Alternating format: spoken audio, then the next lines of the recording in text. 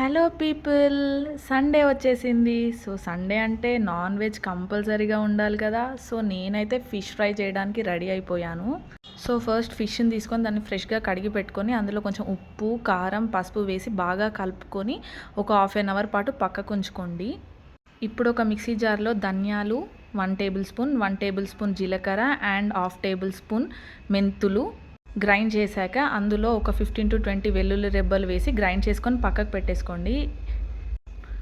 ఒక 2 to 3 టమాటోస్ని కూడా grind చేసి పక్కకు పెట్టుకోండి. ఒకవేళ చిన్నగా చాప్ చేసి వేసేసి వాళ్ళు కూడా వేసుకోవచ్చు.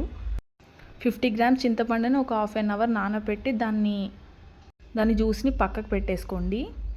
ఇప్పుడు ప్యాన్ పెట్టేసుకొని 5 to 6 టేబుల్ స్పూన్స్ ఆయిల్ వేసేసుకొని అందులో చాప్డ్ ఆనియన్స్ వేసేసుకోండి.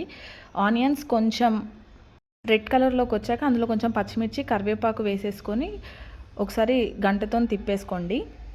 ఇందాక మనం టమాటో జ్యూస్ని మిక్సీ వేసాం కదా, సో అది ఇందులో వేసేసి ఒక 5 మినిట్స్ ఉంచేసి అందులో మనం మిక్సీ చేసుకున్న మసాలా ముద్దను కూడా వేసేసేయండి.